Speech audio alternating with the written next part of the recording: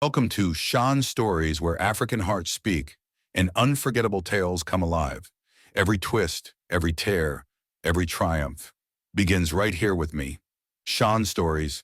Harriet Iduku had always been the kind of woman who studied power like a science. And in the entire Lagos elite, no subject fascinated her more than Kingston Khalifa, the brilliant, reclusive, billionaire CEO of Khalifa Holdings and single father to twin girls.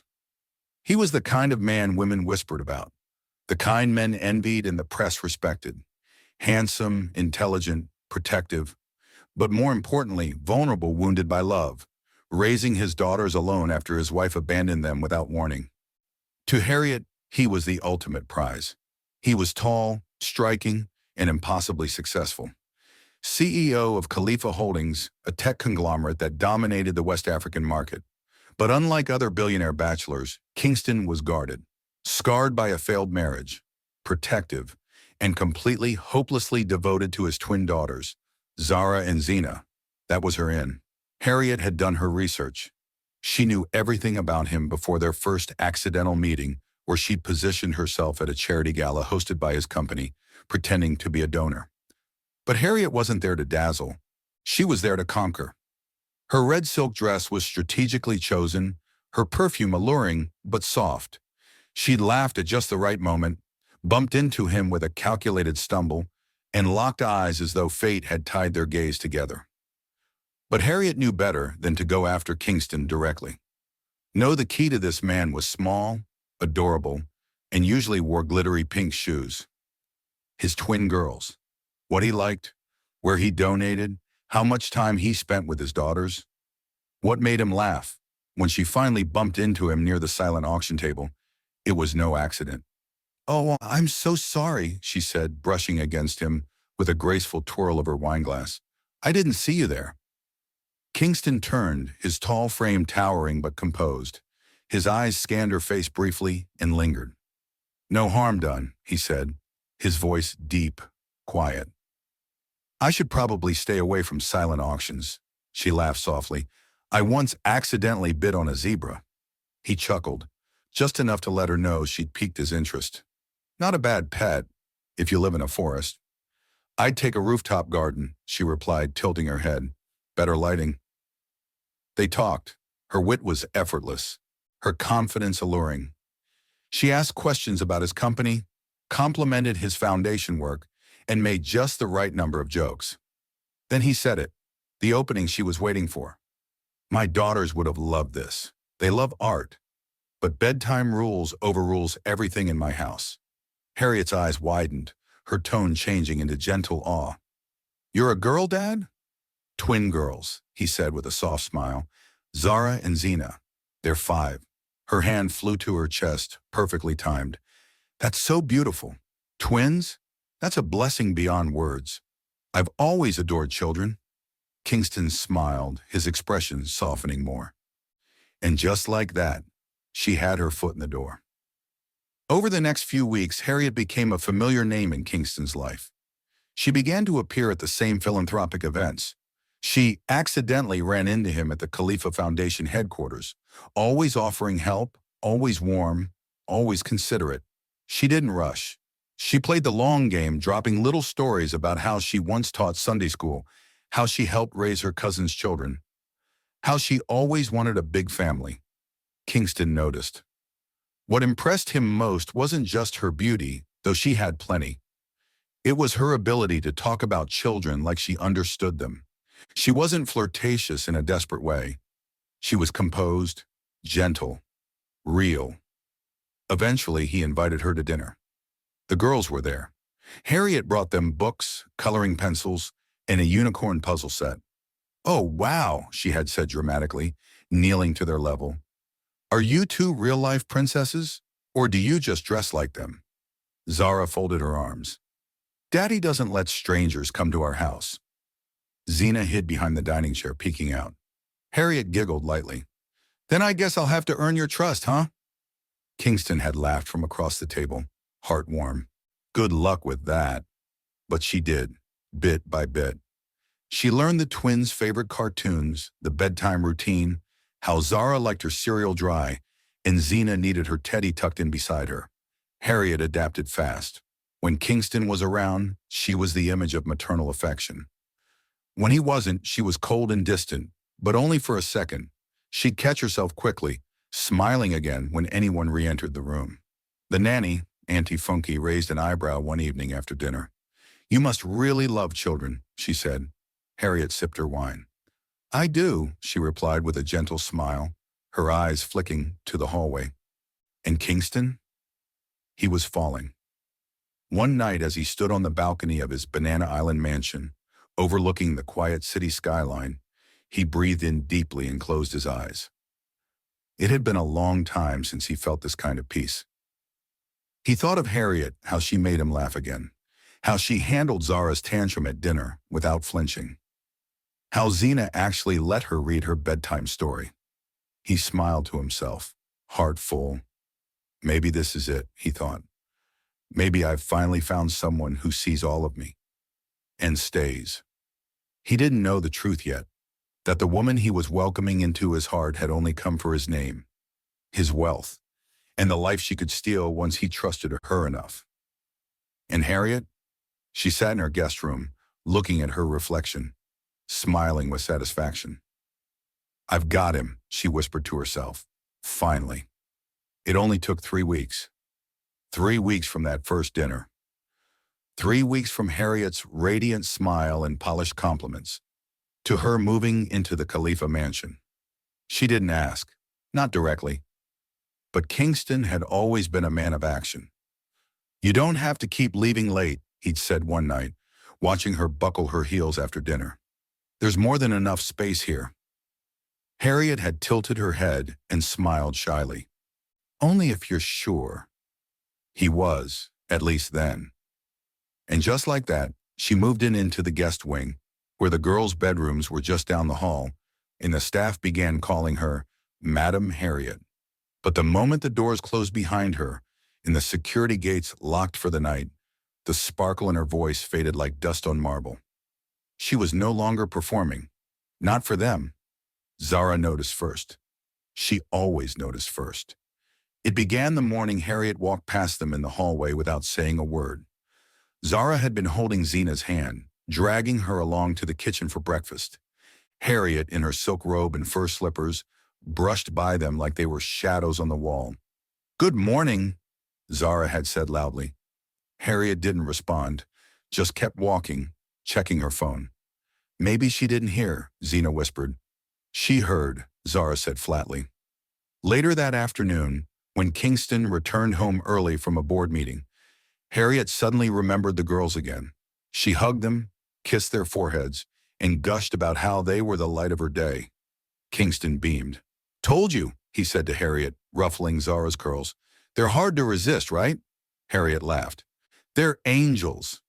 Zena didn't say a word. It got worse. When Kingston traveled to Abuja for a 2-day investment summit, the girls were left alone with Harriet and Auntie Funka. That first morning, Zena's shoes went missing. She asked Harriet politely if she had seen them. Harriet didn't even look up from her phone. "Do I look like your maid?" Zena blinked. Zara, hearing the tone, stepped between them. "Don't talk to her like that." Harriet narrowed her eyes. "Don't speak to me like that, little madam. I'm the woman of this house now." "You're not," Zara said sharply. "Not really." Harriet's jaw tightened. "Go sit down before I make you." They did sit down, quietly, watching. But from that moment on, Zena began writing things down in her tiny pink notebook she kept under her pillow. She drew sad faces when Harriet shouted. She scribbled down words she didn't fully understand yet. Pretend, mean, fake smile. Her eyes were always quiet, but they saw everything. One evening, when Kingston called from his hotel suite to check in, Zena sat beside Harriet on the sofa while she answered the phone. "Yes, baby, they're wonderful," Harriet said sweetly. "We baked cupcakes today. They're playing right now, all smiles." Zena looked up from her picture book. She hadn't smiled once that day. She hadn't eaten either, not since breakfast. There were no cupcakes. Harriet ended the call and looked down at her. "What?" she snapped. Zena shook her head and looked away. But her eyes didn't lie. When Kingston returned, he brought gifts, matching dresses from Dubai for the girls, a necklace for Harriet. The twins ran to him in excitement, arms around his legs. "How was it?" he asked Harriet, eyes full of warmth. She looped her arm around his. "Perfect. I think they're starting to love me." Kingston smiled, then glanced at the girls. Zara gave a quick, tight smile. Zena just looked at him. Deep, still, a little sad. He frowned, just a little. "Everything okay?" "Yes, Daddy," Zena whispered. "Everything is fine." But her eyes told him otherwise. Harriet stood in the walk-in closet, turning slowly before the mirror in a fitted champagne gown Kingston had gifted her days earlier. She admired the way the silk hugged her curves, how the necklace he brought from Dubai glinted just enough to look expensive but not flashy. It was the image she had crafted so carefully: elegance, grace, devotion. To the outside world, she was the perfect woman, and to Kingston, she was fast becoming the perfect partner. She walked out of the closet and into the hallway, where she found Kingston adjusting his cufflinks in front of the mirror. "You're not dressed yet?" he asked. "I was waiting to see what you'd wear first," Harriet replied sweetly, wrapping her arms around his waist. "We match." He smiled, pulling her close. "I'm glad you're here, Harriet. I don't know how I managed before you." Her heart fluttered, not from emotion, but satisfaction. He was getting deeper. That night, after the fundraising dinner, Harriet returned home exhausted, not from the event, but from pretending. She slipped off her heels by the stairs, sighing. Then she heard giggles. Zara and Zena, up past their bedtime again. "Why are you still awake?" Harriet snapped, storming toward the living room. "We wanted to say goodnight," Zena said softly, clutching her stuffed bunny. "Well, don't. You should have been asleep hours ago. I'm not your nanny." Zara stood straighter. "Daddy lets us stay up when he's home." "Well, he's not," Harriet hissed, eyes narrowing. "And I don't need his spoiled little twins giving me attitude." Zena flinched. Zara stepped in front of her. "We'll go to bed." They walked away silently, but not defeated. Not anymore. The next day, the girls made a plan. Nothing dramatic, nothing loud, but a test. While Harriet was in the kitchen flipping through a home design magazine, Zena walked in quietly and tugged on her sleeve. "Miss Harriet," she said softly, "Zara fell in the garden. She's crying." Harriet barely glanced up. "Tell the maid." "She asked for you," Zena lied gently. "She said she wants you." Harriet scoffed.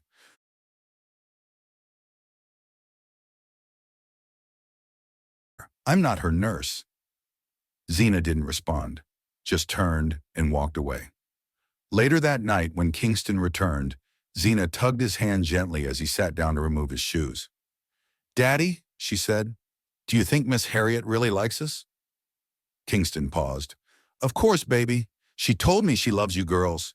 Didn't you feel it when she made your favorite jollof last weekend?" "Funky made the jollof," Zara said from the doorway. He blinked. She said she did." Zena climbed into his lap. "She only hugs us when you're here." Kingston didn't know what to say.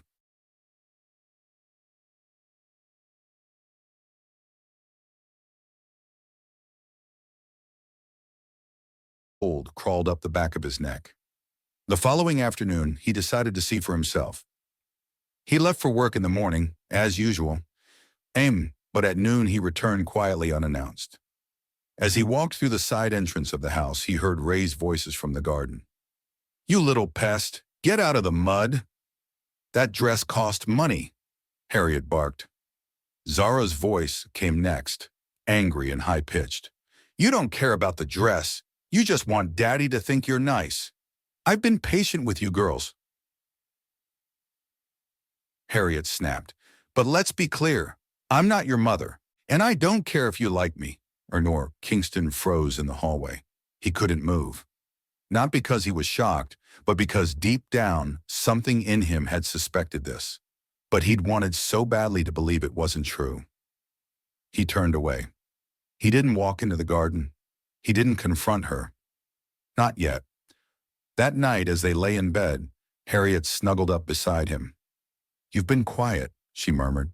"Just tired," he said flatly. She leaned in, stroking his jaw. "I hope I'm helping ease some of your burdens, King." He kissed her forehead, robotic. "Of course," he whispered. But his mind wasn't there. It was replaying Zena's question. "Do you think Miss Harriet really likes us?" And her eyes. They had never lied. The night was quiet in Banana Island, Lagos. Inside the sprawling white Khalifa estate, golden lights shimmered through the tall windows, reflecting off polished marble floors and crystal chandeliers. It was the kind of evening that should have felt peaceful. But Zara and Zena weren't asleep. They sat side by side on the hallway floor outside the master suite, both in matching pink pajamas, clutching their stuffed animals tightly, listening. They hadn't meant to eavesdrop.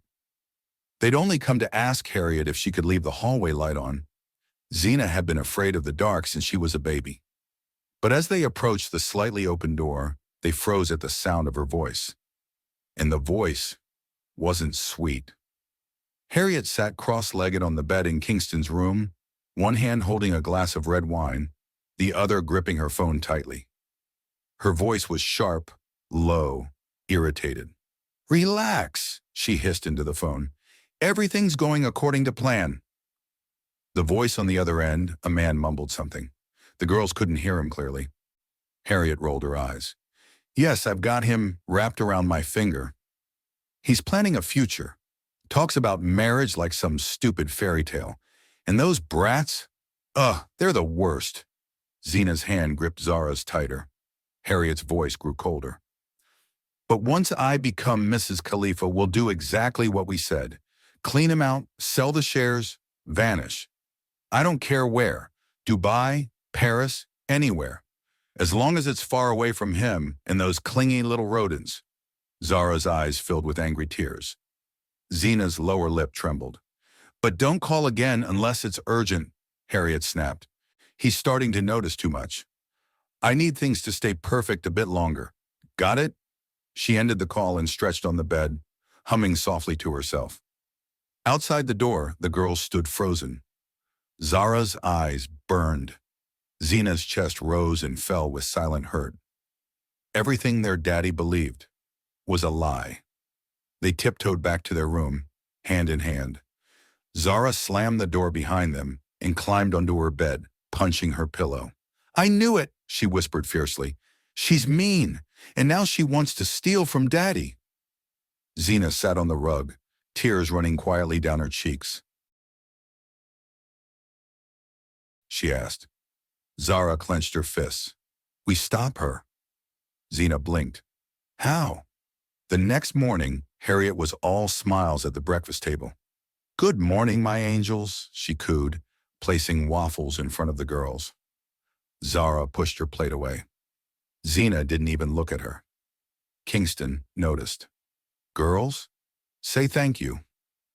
Zena stood up and walked over to him, gently pulling him down to whisper something in his ear. Kingston's brows furrowed. "What was that, baby?" Zena looked at Harriet and shook her head. "Nothing."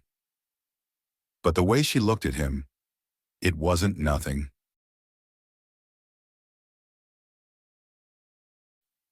That evening, as the twins lay in bed side by side, Zena stared at the ceiling. "She's going to hurt him," she whispered.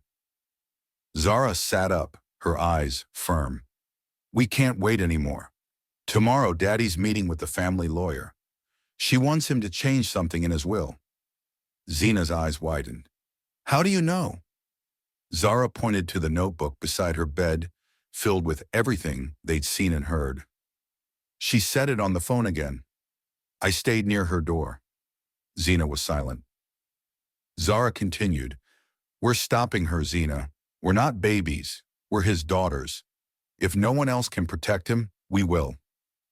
And for the first time since their mother left them, Zena nodded. The girls didn't know exactly how. But tomorrow, the plan would begin. The sun was high over Banana Island that Saturday afternoon. The estate buzzed with quiet energy, fresh flowers being arranged on the terrace, a private chef flown in for the occasion, and crystal champagne flutes laid out with quiet care. Harriet wore a lilac dress that shimmered in the light. Her smile sparkled more than the diamonds around her wrist. She knew what this lunch was for. Kingston had been distant lately, distracted, but last night he had taken her hand and said, "I want us to talk about our future. Let's have lunch tomorrow, just you and me." Her heart had danced with greed. This is it. She'd spent all morning rehearsing the right expressions: surprise, joy, tears, whatever it took to get the ring on her finger. Meanwhile, across the hallway, Zara and Zena sat on the edge of their bed, eyes burning with determination. "He's going to ask her today," Zara said flatly. "I heard him on the phone with Uncle Tiga. He said he picked up a ring." Zena's fingers clutched their notebook. "We have to stop him. We have to say it. All of it." Zara nodded, fire in her voice. "We walk in there and tell him everything, right in front of her." They got up and tiptoed toward the living room, the soft hum of the house music playing in the distance, the scent of grilled sea bass drifting through the air. But just as they reached the marble staircase, Auntie Mabel appeared. She had seen them coming, waiting for them. "Where do you two think you're going?" she asked gently, crouching to meet them at eye level. "We have to talk to Daddy," Zena said, voice shaking. "Before he asks her to marry him. He doesn't know she's lying," Zara added. "He doesn't know what we heard." Auntie Mabel's expression softened. She reached for their hands and guided them back into the quiet reading room. Once the door was closed, she knelt in front of them. "Girls," she said softly, "I believe you. I believe every word you've told me. But if you go in there now, without proof, do you know what she'll say?" Zena's lips quivered. "That we're lying?" Mabel nodded. "She'll twist it. Tell your father you misunderstood, that you're little girls with wild imaginations, that you don't like her because she's not your mummy." Zara clenched her fists. "But we're not lying." "I know," Mabel whispered, "but your daddy loves you and he wants to believe she's good. He'll be caught in the middle and without proof, he might pick her side." The girls stared at her, eyes wide and fearful. Mabel squeezed their hands tighter. "Let's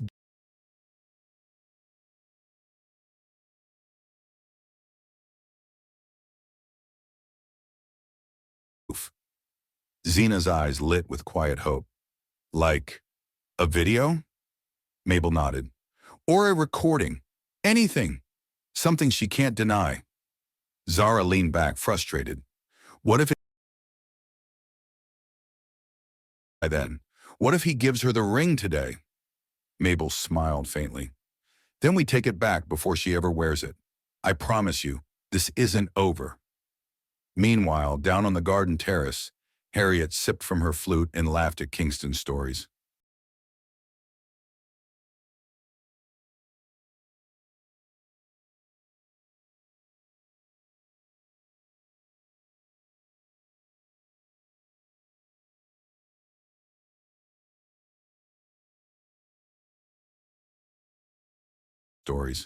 He seemed more relaxed today, less tense, almost like the man she met at the gala months ago.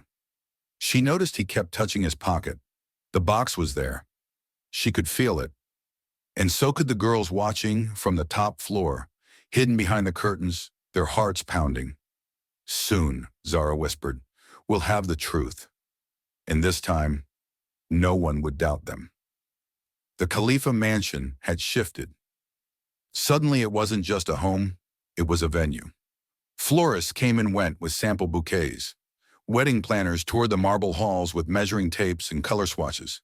Harriet glided through it all like a queen, dressed in white robes and acting like she'd already won. And in many ways, she had. Kingston was smitten again, completely. He'd been distant before, unsure, even questioning her once or twice.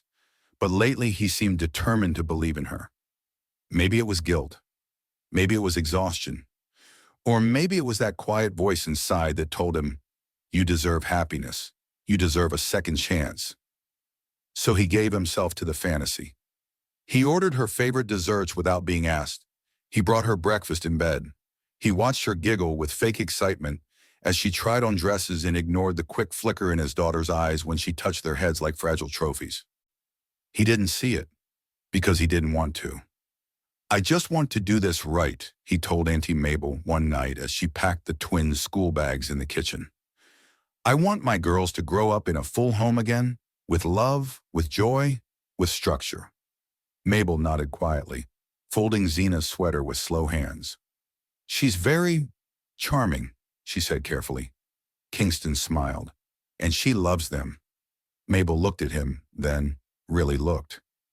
"Are you sure?" He paused. "They just need time to adjust. She's not their mother. I don't expect it to be perfect right away." Mabel sighed. "And if they told you something different? If they said she wasn't what she seemed?" Kingston gave a soft chuckle. "Kids have vivid imaginations." But the moment he said it, Zena's eyes flashed in his mind wide, wet, quietly pleading weeks ago. He pushed it aside. He had a wedding to plan. Upstairs, the twins weren't sleeping. They sat cross-legged on the floor beside Auntie Mabel, who had brought a small, old-school voice recorder and placed it on the rug like it was gold. "She always makes her calls around 10 p.m., Zena whispered. "In her room. On speaker sometimes." "We'll slide this under her bed," Mabel said. "I'll distract her just long enough." Zara held the device in her palm like a grenade. "What if it doesn't work?" she asked. Mabel leaned in, brushing a curl from her face. "Then we keep going. But girls, this is our best chance." They nodded. Zena took a deep breath. "Okay." That night, while Harriet was sipping tea on the balcony and laughing loudly on the phone with her stylist, Mabel knocked on her door. "Madam, the wedding planner is downstairs. She's got urgent fabric questions." Harriet groaned. "This woman again? I already picked the fabric. She says it's about lighting contrast." With a dramatic sigh, Harriet rose and left the room, silk robe flowing behind her. Within seconds, Zena and Zara tiptoed inside. The recorder was already switched on. Zara slid it under the bed, hidden between the side skirting and carpet. They rushed out just as Harriet turned the corner. She never suspected a thing. That night, just like clockwork, Harriet made her call. The girls couldn't hear what was said, not until the next day, when Mabel retrieved the recorder and sat them down in her quarters, curtains drawn. They listened. The sound crackled faintly. Then Harriet's voice came through. "Are you kidding me? The will is being changed. He said it himself. My name goes in next week." Pause. "I just need to keep smiling until the wedding. After that, game over." Another pause. Her laugh came next. Cold. Ugly. "Let him be the hero. Let him think he saved a broken woman. Men like Kingston always want to fix something." The girls looked at each other, wide-eyed. Mabel reached over and stopped the recording. "That's it," she said softly. "We have her." The Khalifa mansion shimmered with luxury as the wedding day drew near. White roses lined the garden pathway. A Swarovski crystal chandelier had been specially installed under the outdoor tent. A 5-tier cake sat in the estate's private cold room, guarded like royalty. High-profile guests were flying in from Dubai, London, and Cape Town. The press whispered that this would be the wedding of the year. And Harriet Iduku? She walked through it all with the self-satisfied grace of a woman who had finally arrived. She was already calling herself Mrs. Khalifa in interviews, wearing designer robes, posing for pre-wedding beauty shoots. Her smile had never been wider. She had no idea that just 3 doors down, the smallest people in the house were about to tear her world apart. In Auntie Mabel's small sitting room, Zara and Zena sat with stiff spines and furrowed brows, like warriors before battle. The voice recorder was now copied onto a flash drive, carefully labeled, and hidden inside Zena's old pencil case. "She'll deny it," Zara said for the 3rd time that hour. "She always smiles when she lies." "She won't get the chance," Auntie Mabel said calmly. "Not if we do it right." She pulled out a sleek white envelope and placed it on the table. "This," she said, "is what we'll give to Mr. Tiga." Zena frowned. Daddy's best friend? Yes, he's standing beside him on the altar. If she tries to lie or twist it, we'll let him play the recording. Loud. In front of everyone. Zara blinked, stunned. In front of everybody. Auntie Mabel nodded. She lied in front of all of us. She deserves to be unmasked the same way. For a second, the girls were silent. Then Zena spoke, quiet but steady. She called us rodents. Mabel looked at her. Then let's make sure she never forgets what little rodents can do. The next day, Auntie Mabel requested a meeting with Mr. Tiga in his office on the estate grounds. Tiga was like Kingston's older brother, sharp-eyed, loyal, and brutally honest. He didn't take meetings lightly, but the moment Mabel played the recording, he leaned back in his chair, stunned. Jesus, he muttered. She planned the whole thing. She's marrying him tomorrow, Mabel said, and he's too deep in love to see straight. But the girls deserve a mother who loves them, not one who's pretending. Tiga tapped the flash drive against his knee. I'll do it, he said. I'll make sure he hears it. Mabel nodded. In front of the guests, let her fall where she wanted to rise. That night, Kingston sat alone in his study, rehearsing his vows in front of the mirror. His eyes sparkled with nervous energy. He was wearing a traditional embroidered white agbada for the big day, already tailored and waiting in his closet. I want to give them a home, he whispered to himself. A woman to love them. A future. In his mind, he could already see Zena and Zara in white dresses, throwing petals as Harriet walked down the aisle. He had no idea that those same girls were about to change everything. The morning broke with soft golden light streaming over Banana Island. The Khalifa estate was alive with movement, stylists, florists, security, photographers. Violinists rehearsed softly in the garden. Rows of white chairs lined the freshly trimmed lawn, draped in ivory silk and golden ribbon. It was elegant, opulent, perfect. And beneath all that beauty, something dark waited. Harriet Iduku sat in her bridal suite, a glass of mimosa in one hand, her other hand being pampered by a nail technician. She wore a custom silk robe with future Mrs. Khalifa embroidered across the back. Her diamond earrings shimmered like frost.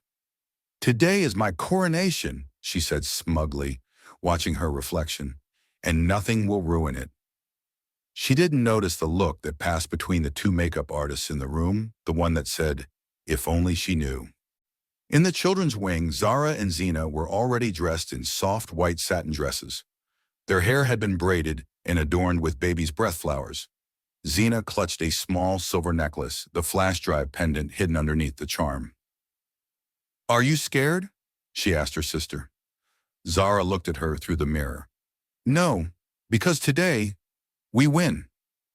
Auntie Mabel stepped in then, dressed in a deep purple IRO and booba, her expression firm but proud. Are you ready? She asked. The twins nodded. Outside, the estate was filled with guest celebrities, politicians, CEOs. The media was gently restricted but still present, capturing glimpses of what had already been dubbed the society wedding of the year.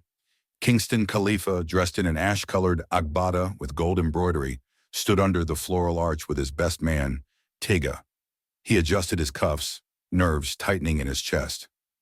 I hope this is right, he whispered. Tiga looked at him. You're a good man. You always do what's right. Now let's see if fate agrees. Harriet appeared at the top of the garden staircase like royalty.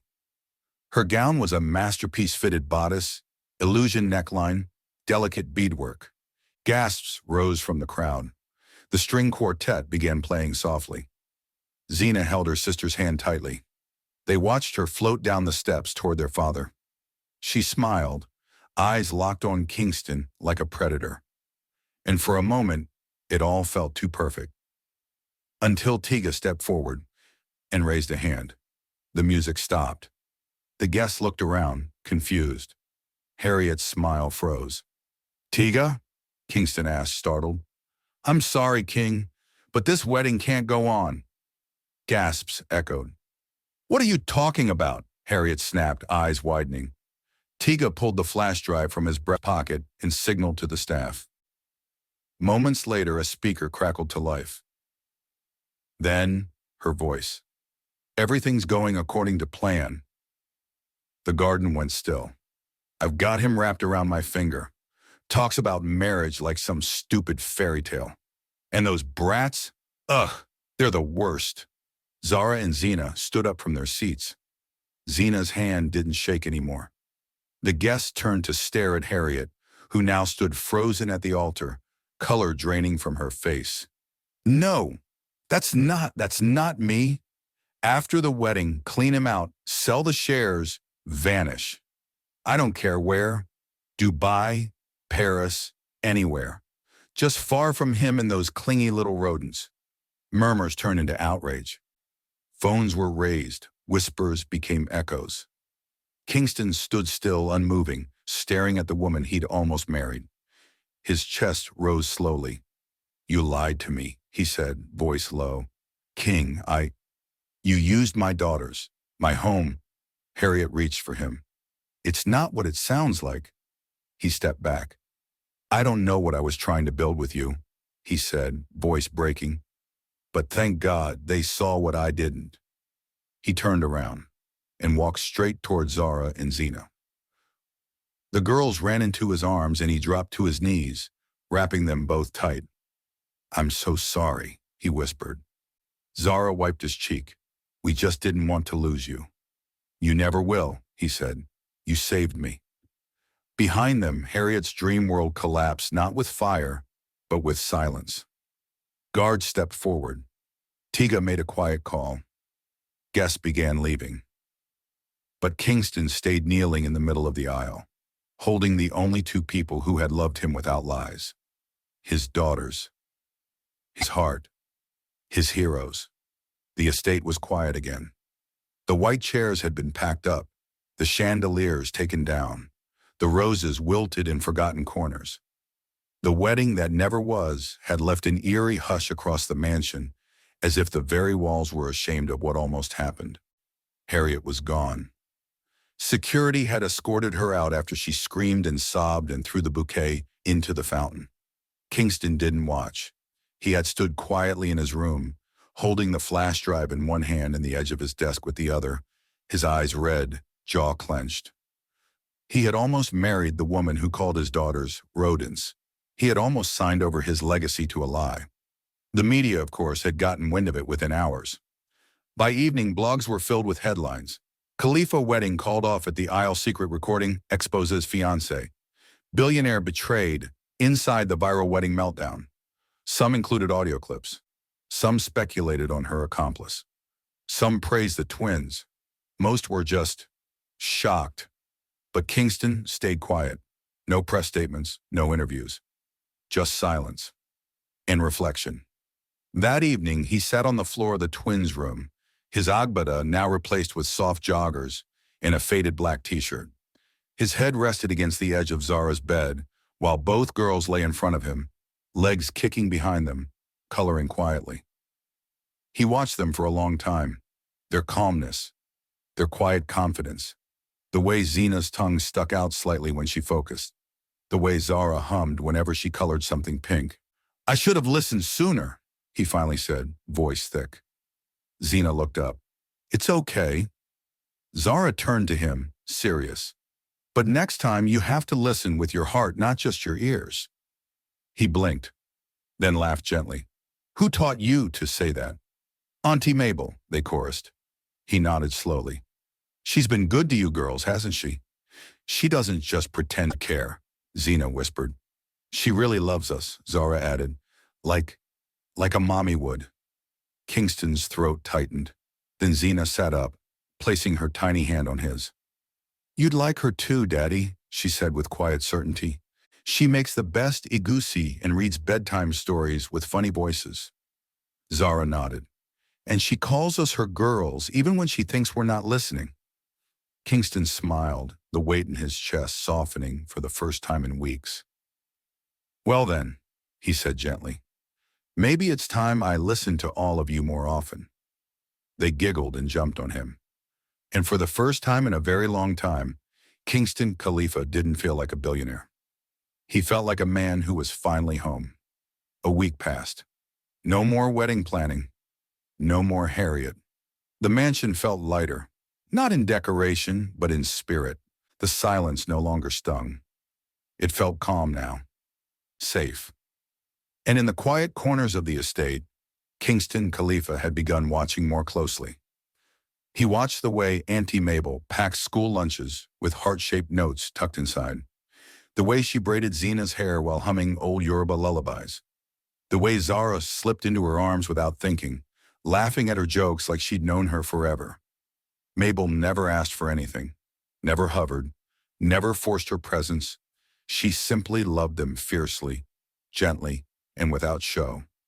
One evening, Kingston found her in the garden, trimming the bougainvillea vines that had overgrown during the wedding chaos. "Mabel," he called softly. She turned, surprised. "Yes, sir?" He smiled. "It's Kingston, please. Just Kingston." She nodded slowly, wiping her hands on her wrapper. "All right, then. Kingston." They stood in silence for a beat. "Thank you," he said at last. She tilted her head. "For what?" "For seeing my girls. When I didn't," he said. "For protecting them. For staying when it wasn't your job." Mabel looked down, brushing soil from her fingers.